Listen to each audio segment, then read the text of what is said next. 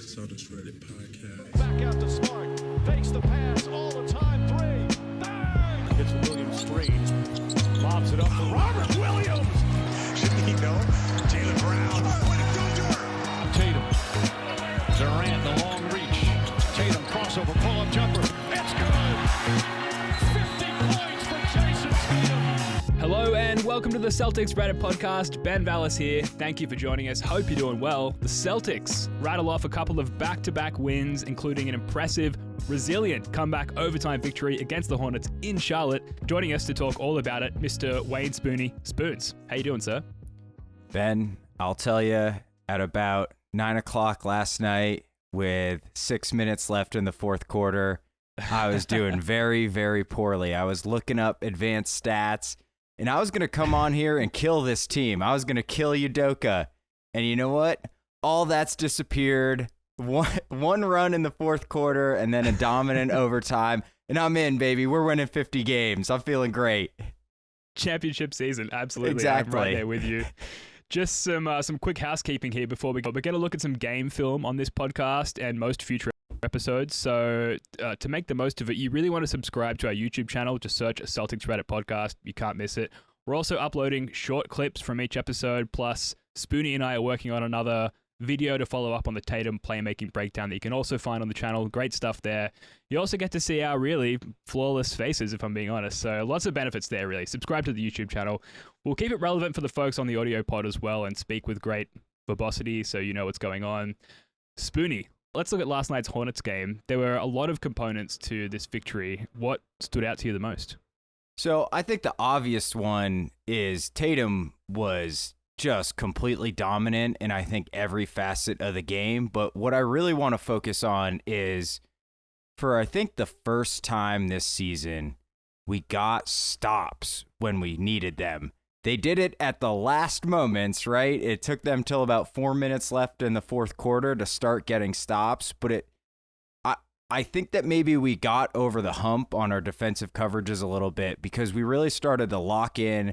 Smart was playing that Cobra-style defense, and we were not giving up anything easy, especially in the overtime where I thought that was just an incredible defensive performance. And, you know, the defense, I think, has been a big question mark. We let Houston kind of light us up a little bit. The Raptors game, we're going to pretend didn't happen, but, man, that was real ugly. And I know what you're talking about. That never happened. Right. What Raptors game? We haven't played them yet. Yeah. And, you know, that whole Charlotte game, Charlotte can score. They're a great offense. I think they were top 5 in offensive rating coming into the game. And we finally locked it in and played defense like we've been hearing about all offseason, right? That's all the roster changes were defensive upgrades for the most part. And it's finally started to pay off. And that was just a great win. Yeah, absolutely. If you're looking to pleasure yourself, for lack of a better term, order a pizza, start the game with 6 minutes to go in the fourth quarter, and just like sit back and pleasure relax yourself. and enjoy and pleasure yourself. Absolutely, can't think of any better way to do that personally. Yeah, I mean, Mike Gorman actually called it out on the commentary, but he liked the way that Udoka like pulls individual guys aside or groups of guys aside and talks to them. And it did seem like coming out of that timeout, I think they went down 12 minutes in the fourth quarter. They went down 10 or 12 with 6 minutes to go in the fourth quarter. Yep. Butchered that. And Udoka seemed to pull aside Marcus Smart and Dennis Schroeder as they were coming back in and have some words with them. And then they embarked on what was just the craziest, most fun, two-guard perimeter defense that I've seen in a while, particularly from people in Celtics uniforms, given the guards we've had wearing green in the past few years, and really turned the game around for the rest of the team. And they kind of led with that energy to turn things around. And yes, there is a lot of great stuff to get to from other players as far as contributors from that point onwards. But, you know, you talk about flipping a switch, and just from that moment onwards, things really seemed to be driven by the perimeter defense, by Schroeder and by Marcus Smart, who didn't have a great game, maybe something we'll get to a little bit later, but certainly was a catalyst or partially a catalyst for that win there. So I don't know, what else stood out to you in this one? Because there's so much to get to here. Yeah, well, just real quick, that Schroeder-Smart backcourt defense, it reminded me of the Bradley Smart days, where Schröder's kind of that smaller defender, but he is just an absolute pest. I mean, there's a reason everybody hates him, and he's just in your jock strap for 80 feet. And he just was everywhere on defense after that little meeting. And Smart obviously came up with some of the biggest plays on the defensive end to essentially win us the game, frankly. I noticed that it's interesting you said that, because I was watching a stream with the Charlotte announcers, and it's interesting Gorman said that, because at one point I noticed, I think sometime in the fourth quarter, Udoka had pulled over just both of the Jays and was talking to them. And I just really appreciated that he's like, all right, it's you two have to pull us out of this hole, and you got to win us the game, and they absolutely did. One thing that I think kind of went underrated, because both the Jays just had incredible performances, and really Schröder had a great performance, is Rob Williams was everywhere. Like everywhere. He didn't score a lot of points, man, but he kept so many balls alive on both ends of the glass that he won't get the rebound for, but he tipped into Tatum, he tipped to Schröder, he just tipped out randomly, and he was challenging like every shot. I know there's a lot of talk about how he's not jumping, he's not as dynamic. I think after seeing, first of all, that dunk on the oop from Tatum, and just some of jumped on that one. Yeah, I know. Yeah, I think it's by design, and he's played the least amount of minutes he's played this season is 28, and he's done it twice. And then he's had a 40-minute game, and I think he played 36 or so last night. He had played over 30 minutes 3 times in his entire career before this season. So, I'll take 90% of Rob playing 35 minutes a night over 100% of Rob playing every third game for 25 minutes a night. Yeah, absolutely. Especially when that 90% seems to come with new facets to his game, or at least improved facets that we haven't really seen before. I really like that he didn't over-assert himself on this game and sort of allowed it to naturally come to him. I bring up my fantasy team way too much on this podcast, but he is a pillar of my dynasty team. And I noted at halftime that he didn't really have a lot of decent counting stats, although like you said, Spoonie, he had impacted the game in several sort of non-statistical ways. But at the end of the game, he finishes with like 16 boards, a bunch of blocks, and those tip out rebounds that you mentioned, where like he's gaining extra possessions for the team. And I just like that. Yeah, he's sort of letting the game come to him a little bit. And yeah, it must be by design, right? That he has sort of agreed, I don't know whether it's internally with himself or with the coaching staff, like just don't go balls to the wall 100% of the time. You've got to save that for moments of the game where we need it. And that alley-oop that he did complete, the pass from Tatum there, like that was a timely bucket. It wasn't just like a cutout highlight. Like that was a necessary bucket at a critical moment in the game. So really good to see. Other standouts for you from this game, Spoonie? So I think, yeah, there absolutely is. I think the biggest standout is Nesmith didn't play. No, I'm just kidding. Why didn't we leave with that? Yeah, right. I will say I thought Grant Williams is putting together a nice little season for himself. I said he's saving his career after the preseason, and he's carried that over.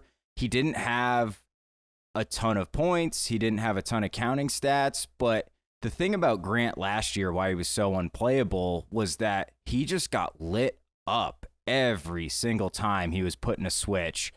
And, he'll concede some buckets. Randall kind of lit him up, but Randall was all NBA second team. Like, that's going to happen, right? But otherwise, man, I think he's been just rock solid, like creeping his way to legit important contributor for this team. And his jumper, he only made 1 of 4 from 3 last night, but it looks pure, it looks smooth. I expect him to be creeping around 40% from 3. And shout out user Red Cigar on the Reddit. He had the stat that the Smart, Brown, Tatum, Rob, Grant Williams lineup has only played 17 minutes, but it's a plus 43 in those 17 minutes. Or rather, the net rating is 43. So they outscore teams by 43 points per 100% possessions in the 17 minutes they played together. So I'm, the Homer crazy. Simpson gif where he like sneaks back into the hedge and pops back out. So just imagine start Neesmith on my chest, and I go back into the hedge, and I come out with start Grant Williams. But I just thought he was so solid. And I'm interested to hear your thoughts about Schröder, Ben, because, man, I thought he cost us the game. We were making that run to cut the lead down a little bit, and then he just, like, passed the ball to Charlotte. Like, the man is Jekyll and Hyde. And you can really sag off on his jump shot, which clogs the lane a little bit. But do you think his positives are outweighing kind of the negatives, like the chaos and the lack of shooting? Yeah, well, like I said, his defense from halfway through the fourth quarter onwards, it's difficult to fault his impact on the game from that point onwards. I think overall, with now the 4-game sample size that we've seen so far, there are some glaring issues, particularly when he is sharing the court with Marcus Smart, which, given the injuries and absences that we've had so far, it's necessary, particularly in closing moments of the game. You want your best 5 out there, even if they don't necessarily complement each other. It's about having people out there who are confident, in high stakes moments of the game and who are capable of making, quick, solid decisions without being impacted by the heaviness of the moment. Dennis Schröder, though, there's actually a post on Celtics Reddit by user PoizoNXO who wrote, Dennis Schröder is the perfect complementary guard for the Jays. And they're going to write, and I'm not going to read this all. It's early and maybe call it going overboard, but I really think Dennis Schröder is the piece this team has been missing. He's extremely quick, could score, create drive. He's crafty, plays tough D, and also a decent shooter. I've been really impressed with his play so far and his fit on this team. He is a great player to complement the Jays. I actually commented down thread here somewhere, and basically, he's not the perfect complementary guard, and the reason is the lack of shooting. And this user calls out that he's a decent shooter, and let's credit Dennis Schröder. He did hit one very timely open 3, I think in overtime in this game, or it might have been in the fourth quarter to keep us in it when we were down 3.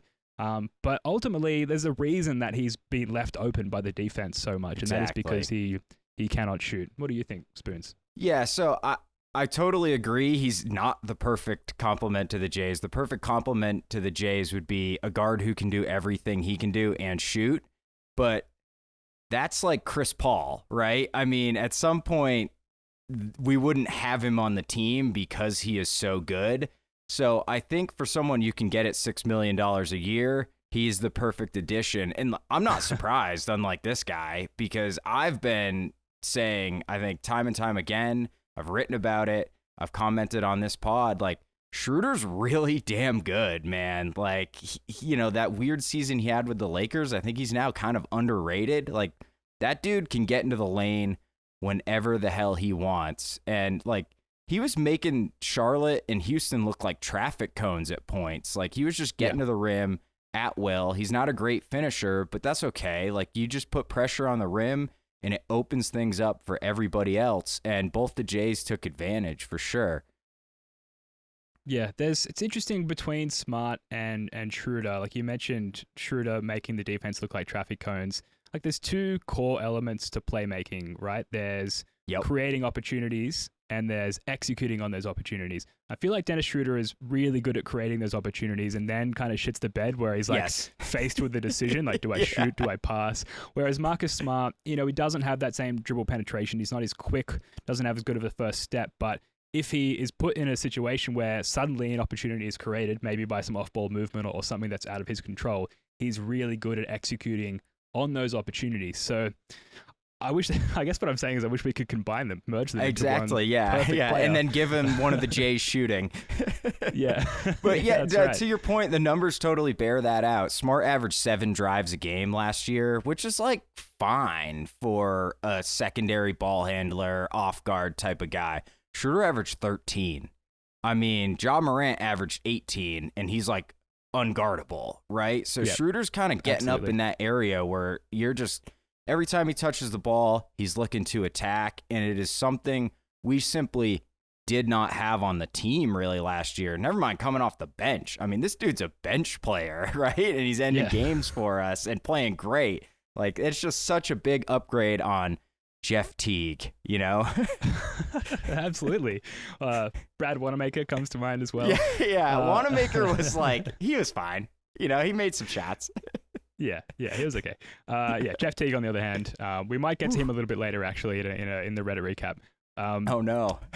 So something that we were talking about just on Dennis Schroeder and Marcus Smart, something we discussed in our Slack, admittedly before the turnaround where we started to look good as a team and with Schroeder and Smart on the court, was that these guys just can't coexist on a team, let alone on the court together, and that maybe a trade will be necessary in order to sort of back us out of that dead end, for lack of a better term. Are you still feeling that way, or do you think that we can progress to a point where they can coexist? I think we're at a spot where, I mean, if you trade Schroeder, whatever, right? He's not coming back, but he doesn't really have any value because the team that trades for him isn't going to have his bird rights. So you got to send him to a contender. And then, like, what are you going to get back? Taylor Horton Tucker, that's probably not even that good of a prospect. And what are you just going to get another different role player? Like, I'm not sure that makes sense. And then you're walking into do we trade Marcus Smart? And that's an entirely different discussion. And I'm glad Jay's not here for it because he would shut it down immediately. But Smart's kind of worrying me a little bit, man, with his play. Like, he offensively, like, obviously his defense was amazing. He made some great plays, but damn, he looks like out of sorts on offense, man. He can't get a shot to go. He's not really. How many, like, oh, damn, that was an amazing Marcus Smart passes have we seen? Like, you know, he used to be good for like 2 of those a game, and now I can't even really remember one this year. No, it's why we thought he would be more than a competent point guard. Yeah. And yet here we are, you know, uttering that, forbidden word trade in basically our first or second episode of the regular season. It's tough. He did mention in the post-game interviews that he'd been suffering from migraines and had been sick and vomiting earlier that morning. So I'm kind of, I don't know, like maybe that's a strategic comment by Smart. It just is sort of a subtle way of being like, I'm not feeling myself lately for whatever reason. So with that said, I'm willing to give him a little bit more time to sort of put it together because, yeah, I mean, we should at least allow, given his tenure with the team, we should allow for that part of Marcus Smart that you mentioned to emerge because if it does, then we're in really good shape. And based on these last 2 games, we're sort of progressing into better shape anyway, despite how Smart's been playing. And in the Rockets game, a lot of that had to do with Al Horford, let's be honest, who's been awesome. It was amazing. But yeah, I think that's going to be a focus for us and a lot of other pundits this season is the Smart and Dennis Schroeder combination. And do we want to sort of err on the side of one of them and look to move the other? Would obviously be tough, particularly for Jay to lose Marcus Smart. But if it's going to benefit the team long term, and he does have more value than Dennis Schroeder, let's be honest. No doubt about it. That's something that we could look at. I think we're going to get to some of the sort of negative portions of this game and the Houston game, and particularly around the defense so far. But before we do that, I really feel like we need to circle back on the Jays, who combined for, I don't know, what was it, 71 points? 71. No big deal. Which is just incredible. Yeah. And we finally got Tatum and Brown sort of playing a really good game in unison, and Brown kind of playing that, like, he had a Pippen game essentially where in his own right had an awesome game, but it's sort of eclipsed by, you know, the Tatum performance there. We talked about Tatum a little bit earlier. I suppose we should talk about him a little bit more, let's be honest, because I feel like he almost played like kind of the perfect game. Just some of the passes that he was outletting and the penetration that he was getting, I just feel like he looked kind of like MVP level. What did you think? I couldn't agree more. I mean, I'm obsessed with Jayson Tatum's playmaking because I just see so much potential, and it was like on full display. The types of passes he's capable of making is what makes me feel like sets him apart from like the Paul Georges and the Kawhi Leonards, who are good passers for wings, even great passers for wings. But Tatum had several, like, he's just dribbling left-handed, gets into the lane, and he doesn't pick the ball up. He just zips it one-handed lefty to like Jabari Parker in the corner. He misses a shot, but like that is like what James Harden does. That's what he's made in his entire career on, is making plays like that. And like Tatum flashed all of it last night. He's hucking lobs to Rob. He's getting into the paint, drawn doubles and just the simple kick out, which is something he did not do nearly enough last year. He didn't leverage his attention he gets and create open shots for other players. And I think the last step for him was kind of finding that the balance between scoring and passing. And last night, like, you could not find a better balance. Like, that was one of the best, if not the best playmaking game I've ever seen from him. And he still scored 41.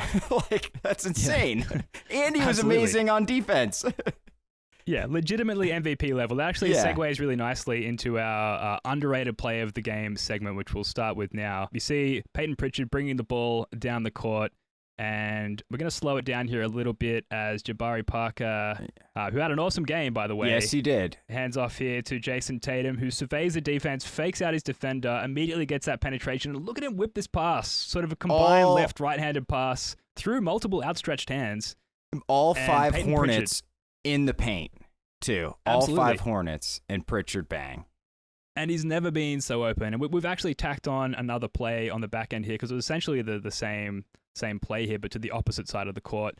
Rob Williams sets the screen here for Tatum, who almost loses the ball on the dribble there. And you see Hayward has to come out and cover the dropping Rob Williams there. It just leaves Marcus Smart, who, even with his terrible shooting form so far, is just so open. You see Hayward scrambling back and having flashbacks of his decision to leave Boston as Marcus Smart drains the three there. And just two really good and probably underrated examples of Tatum's playmaking there. So really good to see. And, to be honest, Spoonie, I thought of you in these moments. You created, you compiled the footage and really did all the legwork for that Tatum clip that we've put up on the channel. And this is just, I feel like, an even enhanced version of that kind of playmaking that we've highlighted so far. So really good to see. Yeah, I mean, he was just absolutely insane. That was actually a really clutch play and a clutch shot by Smart, too, because the game was, we were kind of losing the game, too. And I feel like last year, that's a play Tatum gets into the lane and throws up one of his bullshit floaters and throws his hands up in the air and gets mad at the ref for not getting a foul. And instead, man, he saw Hayward crash on Rob to help, and he just hit Smart wide open, and there you go. All of a sudden, we're back in the game. We end up winning. So, I mean, I'm just super encouraged. I hope that he carries this forward because he had 17 potential assists. That's a pass that leads directly to a shot. 17. That's absurd. That is absurd. I would love to see the potential assist connection between Tatum and Shemi Ojeleye last year because I feel like it's through the roof. But now we've got Grant Williams. He's out there. He's knocking down threes, albeit not in this game. Absolutely. Known good shooter, Dennis Schroeder. Yeah, of course. Reddit user I am King Sama commented on the post-game thread. They wrote, "Things are far from where you want them to be, but you got to love how this Celtics team has responded after Toronto, getting Ime's first win at a tough game where they actually finished the job. Also, Marcus Smart is one of a kind, man, has a pretty bad game for like 85% of the game and then just becomes a completely different player and makes all the winning plays. LMAO for the young kids out there. I wanted to sort of touch on the first part of the comment there, Spoonie, where, it's sort of far from a perfect game, and we had sort of discussed offline like some of the defensive deficiencies exhibited by the Celtics so far in this season. Did you want to sort of expand more on that? Yeah, so ultimately I think we are conceding a ton of wide open threes, and I'm not sure if it's combination, or rather, I think it's probably a combination of just kind of feeling each other out on the defensive end, getting used to the system. And I think part of it is coaching, which may not be an issue. A behind the pick pull-up three is not the worst shot to concede. And it looks like our defense is kind of angled to allow that. But it ain't 1980 anymore. There's lots of every team basically has a guy who can make that shot. So I'll be interested to see as the season goes along how we defend that shot. But I think the Knicks game is a good example of the types of things I'm concerned about. But we're gonna load up a clip here, and you can see Smart gets picked. Rob is staying home on Julius Randle, and ultimately he just doesn't guard Evan Fournier, who is like making everything. And again, here you've got Smart and Tatum. Smart's telling Tatum to pick up ball. Tatum kind of doesn't, gets picked, And then Smart just doesn't cover LaMelo Ball. And then on this last one here, if you look in the bottom right-hand corner, Tatum gets picked. Jaylen Brown just doesn't move. And they just concede a wide open 3 to LaMelo Ball. So it's like, okay, they're setting a down screen for LaMelo, who's absolutely lighting us up. Tatum gets hit with a clean pick. And then Jaylen just stands there. Literally, they could hold hands. They were so close. They were like shoulder to shoulder. So is Jaylen supposed to switch that to get out on the shooter? My guess is yes. And that's kind of indicative of Jaylen Brown's weakness on defense, is that he's kind of floaty off ball. Or is Tatum supposed to fight over that and get out to LaMelo? So if Tatum's supposed to fight over that, I have some serious coaching concerns. My guess is Jaylen just didn't switch and didn't see the pick coming. And I mean, that's basically a layup, man. A catch and shoot 3 on simple action. Like, that's just a simple down screen that happens every possession. Like, how can you concede a wide open 3 on that? Like, there's like 5 seconds taken up on the shot. They just dribbled it over half court. Like that, I bet LaMelo was like, oh shit, I'm wide open. I better shoot this. Like, he was probably surprised. And that's what it's tough for me to know right now, whether it's coaching or whether it's just guys not really understanding the defense just yet. Because if he was supposed to switch and Jaylen was supposed to be out there, I'm not concerned at all. And I do think that is what happened. But those 2 previous clips, the first one was that Knicks game where we were a little late to this, but Udoka eventually just told Rob, don't switch, stay on Randall.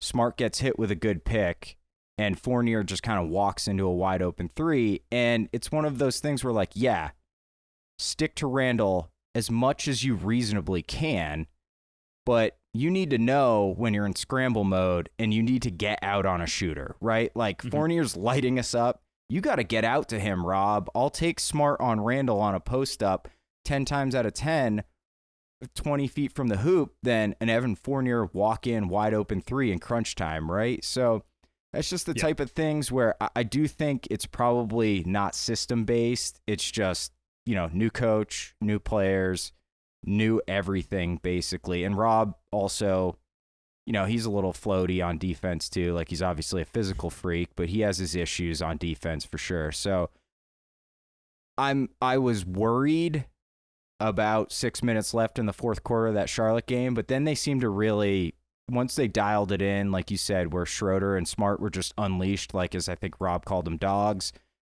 then things started kind of click into place. So I'm going to be really interested to see in the next week or 2 if our defense cleans up a lot, because we are giving up way too many open 3s. I mean, way too many. When Kelly Oubre goes 5 for 5 from 3 to start the game, like, that ain't okay. That's a problem. Yeah. Yeah. Ime Udoka has been really transparent, and a lot of people in the media on various podcasts have called this out in post-game interviews where people are like, what the fuck happened? And he's like, well, exactly this happened. And he's mentioned the miscommunications on switching and how they changed up their coverages mid-game and how that led to confusion.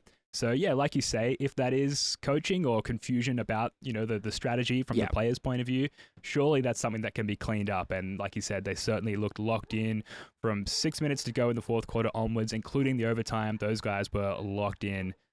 Which bodes extremely well. It shows that they're improving on the fly, which is great. We're going to move to miscellaneous points now, which is kind of my favorite part of any sort of game recap, because you just get to all the stuff that kind of happened, but that wasn't really significant enough to have a full segment over. So I'll start, and we'll just go back to back here, Spoon. So my first miscellaneous point, Jabari Parker, with the first quarter, I'm going to stop us from being in a point where we can't come back to win this game with these line drive 3s, literally, mathematically calculating impossible, what is the flattest almost. angle. Yeah, amazing. It was just really good to see. It was kind of the first look that we got of Jabari Parker so far this season, and he was very, very effective at a time where we really needed him, so that was really promising. What do you got, Spoons? Yeah, well, and just on Jabari, I do think it's interesting. I'm kind of glad we brought him back, because there's not a lot of 15th men who have an NBA skill. Like, we know Jabari's got his faults, but the dude can put the ball in the hoop, man. Like, that's important when you have a guy who's deep in your bench and you're like, go nuts, Jabari. You got 3 minutes to shoot as many shots as you want. And man, did he ever. Oh, yeah. that I think the third or the fourth three where he wasn't really open and he kind of like shot it completely off balance at the top of the key there. And again, just like right when it was out of his hands, it was kind of already in the basket. The least amount of distance traveled to get to the hoop. Just from like a physics standpoint, really just like quite an amazing. It is bizarre to watch, but I appreciate it.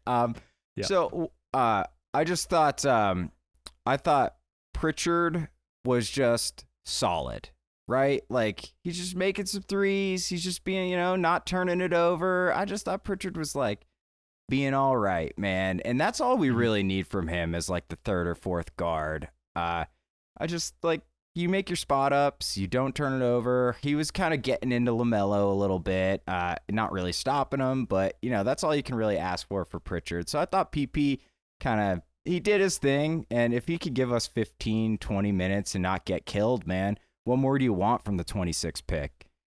Yeah, absolutely. And I thought he was really navigating high screens really well on defense, whereas Smart and Schröder early in the game were getting caught up on them. He was really weaving through them and like you said, sticking on LaMelo there, which was really promising. From a rotation standpoint, obviously we've got the starters and then the next two, iterations of lineup seem to be first Jaylen in the bench and then Tatum in the bench. And sometimes we can see the inverse of that. And the first instance of Jaylen in the bench that we saw, and yes, some of it was that Jabari Parker explosion that we talked about. I thought that was really good, and it was cool to see Jaylen Brown play make a little bit more and bring the ball up and kind of be in charge of conducting the offense and be the guy for a little bit and then not suck in doing so. We're going to see a lot of that, right, where we need to have either Jaylen or Tatum on the court at all times. We certainly know that Tatum can handle his business. So to see a nice chunk of Jaylen doing the same, I thought was really impressive. Yeah, no, absolutely. And I think, we're kind of fawning over Tatum's 41-point performance. But in that Knicks game, Jaylen had a very similar performance to this. I mean, he was playmaking better than I've ever really seen him. And it looks like he's really taken a step in playmaking. He didn't have the ball a ton this game. And I think especially in the fourth quarter, I don't want to say he got frozen out, but Tatum was just rolling, so you got to give him the ball, and Jaylen's just got to kind of space out in the corner. Like, that's the best thing for the offense. But, yeah, I think that we got killed last year when Tatum was off and Jaylen was on. I think we had a negative net rating, and we had, like, a 3 or 4 positive net rating when it was just Tatum out there. So if Jaylen can kind of prop up the team while Tatum rests, we're going to be tough to beat because you can easily roll those guys for 48 minutes. Like, we don't have to ever have both of them on the bench. And, the early returns are really good. And that run was very fun. And Jaylen was just kicking it to Jabari, and he was just stroking it, man. Go to work, Jabari. Yeah, exactly. Yeah, get out of his way, Jaylen. Yeah. Jabari. We've got to keep an eye on that because, while it's one thing to say that the Jaylen and the bench lineup was really productive, it happened to, align with that Jabari Parker explosion, and that's probably not going to happen every game, so something that we'll keep an eye on and let you guys know throughout the season. Another point that I had was that there was some really mad hustle moments. So one was midway through the third quarter where the Hornets went up by 5, I think on another LaMelo 3, who I really can't overstate how awesome LaMelo is. Just so fun to watch, even when he's kicking your ass. And then we came out of a timeout and quickly evened it up. And then of course being down 12 with 6 minutes to go in the fourth quarter, and also not always having the upper hand in overtime and always clawing back. And sort of a throwback to how we performed or how we conducted ourselves. I say ourselves, the Celtics, in the Knicks game as well. It's really good to see, and part of this early sample size is trying to see what tendencies, if anything, carried over from last season. And this is new. This kind of resilience, and I think probably Coach Udoka, we can be thankful for him in that sense. Other missed points, Spoonie, to wrap this up? Yeah, just one random thing. There was a long stretch of this game where Marcus Smart was covering Mason Plumlee. And it was really a great adjustment by Udoka because Plumlee was setting those high screens for LaMelo. So Schroeder's on LaMelo, Smart's on Plumlee. So when the screen gets set, then Smart's on LaMelo, and Charlotte just like didn't adjust because that's their offense, right? It's like high screen and roll for LaMelo. We go from there. And it was, Plumlee kind of beat us up on the boards a little bit, but I think that was just such a good adjustment. And I think we definitely won that matchup because, go nuts, Plumlee. You want to post up Schroeder 15 times this game? Like, go ahead, buddy. We'll see what happens. And, pick your poison, LaMelo. You want Schroeder or Smart? And that was just, I think, really clever. And it's something I don't really remember Brad doing very often.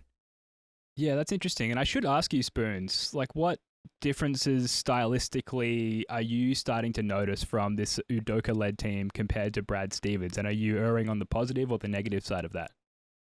I'm erring on the to be determined. I don't have an interesting response for you on whether it's positive or negative just yet. I just think we need to see more. But one thing I don't love is that Tatum and Brown are not running a lot of pick and roll, and both of them were awesome at pick and roll last year. I think Tatum was around 75th percentile, and Jaylen was like 82nd percentile. Tatum's running 3.8 a game. He ran 7 a game last year. And Jaylen's running about 3.5 or so. And that's like what he ran last year. And, you think, especially without Kemba, you want to see that number tick up for Jaylen. But I think last night, both of them ran a lot more pick and roll than they did the previous 3 games. And guess what? Our offense was absolutely awesome. So that's the one concern I have is if these guys are truly going to make it a point to play make for others, you just got to put them in pick and roll. Like Rob and Al are like so deadly for different reasons in the pick and roll. And if Tatum and Brown are going to pick defenses apart, like there's your offense, right? Like you don't have to do much else than that. And he is posting Tatum up more, which I really like. I think he's just he's unguardable down there if he's going to pass it out because you got to double him. And you saw Grant Williams got 3 or 4 wide open threes just straight up off Tatum post ups. Like that's not a difficult play, right? You just go down there, Tatum, turn around, catch the ball, kick it for a wide open 3. So I do really like that he's posting them up a lot more. Yeah, I am not as considered in my approach as you are, Spoonie. I'm very positive on the Udoka side of things. So it's more of a vibes thing for me rather than like an X's and O's thing. But there's that clip or GIF of Brad Stevens like running into the locker room at Butler and like jumps into this like pile of celebrating players, and there's like this love and unison between him and the players.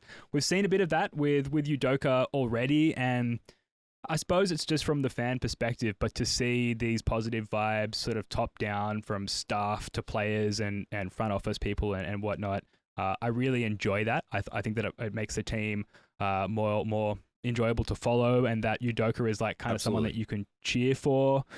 I didn't necessarily feel that way about Brad. He was kind of like this mysterious, what's going on with Brad Stevens kind of thing. I just like the way that Udoka presents himself and that the way that he is open and transparent, both with the media and in his relationship with the players as well.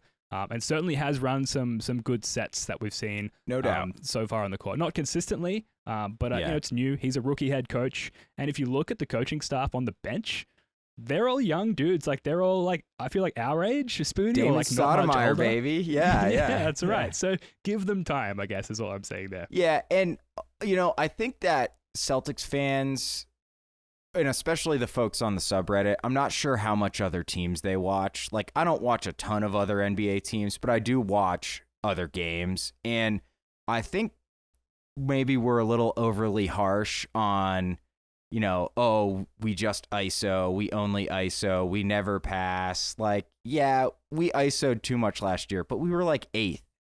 We were not, it's not like we were ISO'd the most of any team. And right now, I think we're 4th in assist percentage. So the ball is popping. Like, I really don't have a ton of negative on the offensive side other than put the Jays in pick and roll. But Ultimately, that's more of a that's more of a nitpick than anything.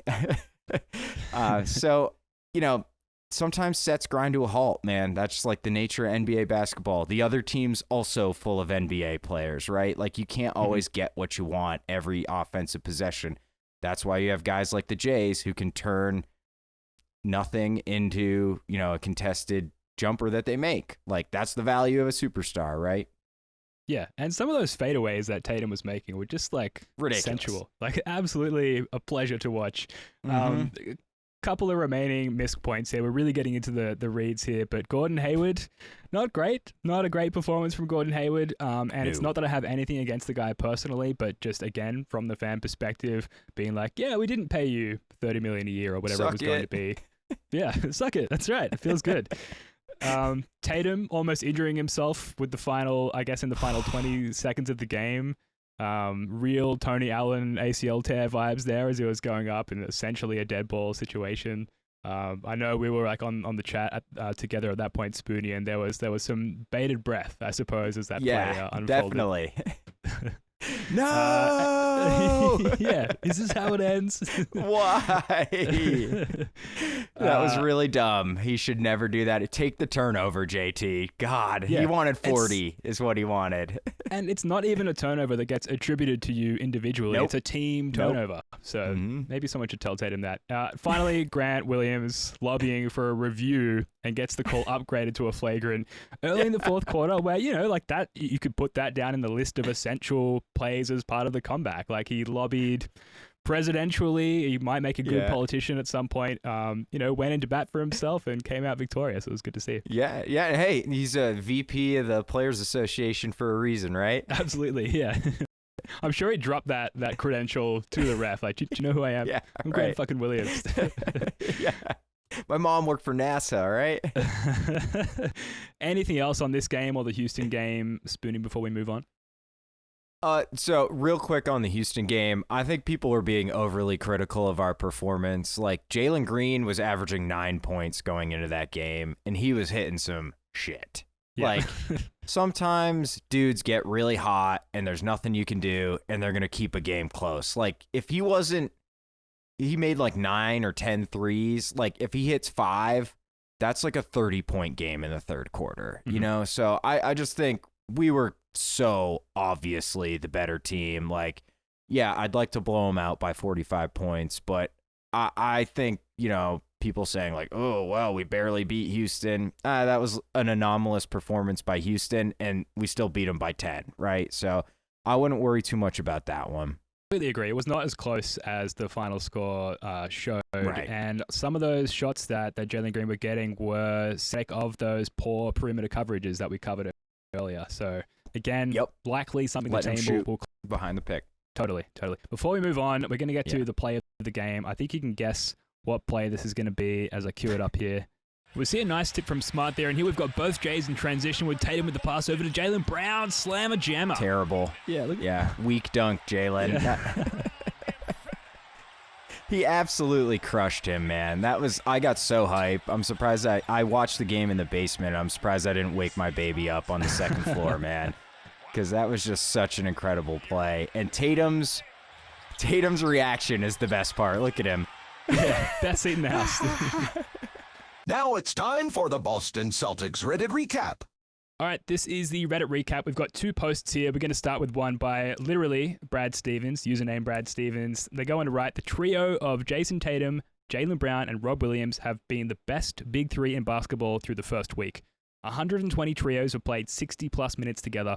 Brown, Tatum, and Williams come in at number 1 at plus 25.6 in 73 minutes. That's a 121.2 offensive rating, a 95.5% defensive rating, outscoring opponents 189 to 149. Also, if you go down to duos instead of trios, Brown and Tatum are still number 1 out of 215 duos. Brown and Tatum come in at number 1 in the league at plus 27 in 77 minutes, 120 offensive rating, 93 defensive rating, outscoring opponents by 201 to 155. Any thoughts? I mean, I know we've covered these guys, pretty in depth at this point of the podcast, Spoonie, but does that surprise you, or any further thoughts on that fact? Yeah, It's surprising to me because of these early season small sample sizes. A game like the Toronto game can really screw up, your advanced stats for a couple weeks, and we got pounded in that game. So I think it's telling that, man, they must really be outplaying people in the other games if they're still number one after that Toronto massacre. So I think Rob really projects as like a perfect complement to the Jays, and the numbers are bearing that out. And we've always been awesome with those three on the court. The problem was Rob was never on the court. So I'm not surprised, but obviously the Jays can't play together, so we should trade one of them, right? Absolutely. Reddit user Down East Sun in the comment section on that post wrote, "Early days, but that's a real nice stat to see. Opponents are shooting 38% from three with those three on the floor too, so it's not like there's been some crazy shooting luck. 39% opponent 2-point percentage will go up, but Rob, Jaylen, and Tatum can at least impact that a little bit more. So some really, really promising numbers there. Very quickly, we'll end on another post from Lightning Fast 31. They ask, a Celtics player that you just didn't like, and they go on to write, what player in recent memory did you just not really like when they were on the Celtics for whatever reason? In recent memory for me, 2 players come to mind, and the second one, most people won't like that I said this. The first was Jeff Teague, black hole on offense, wasn't a good defender, just terrible all around. The second player, Kemba Walker. I like Kemba as a person, but I just never thought he fit and would get cooked on offense and was inefficient on offense, and his fans were pretty annoying, which made me not care for him at all. So throwing some shade at the Kemba fans there. What do you think there, Spoonie? Any Celtics players you just didn't like? I'm going to get flamed for this, Ben. Awesome guy, hilarious, super cool. Brad Stevens made him $60 million. I could not stand to watch Evan Turner play basketball. Tell me more. His advanced stats were always terrible. We'd always get roasted in the third quarter when he was running the offense. The only thing he could do was he was slightly above average at mid-range jumpers. That's the worst shot in basketball, so being slightly good at that does not make you a good player. And I would go after him on the Reddit and get crushed because everybody loved E.T. when he was there. And I just... oh, man, I hated that dude's game. I really did. Yeah. No, I mean, he's definitely, looking back on who the fan base valued as a good player then compared to like what we have the luxury of valuing now. Yeah. I could definitely see in hindsight why Evan Turner wouldn't have fallen into favor with you, Spoonie. We obviously have a different approach to the game, but a great locker room guy, great interview guy.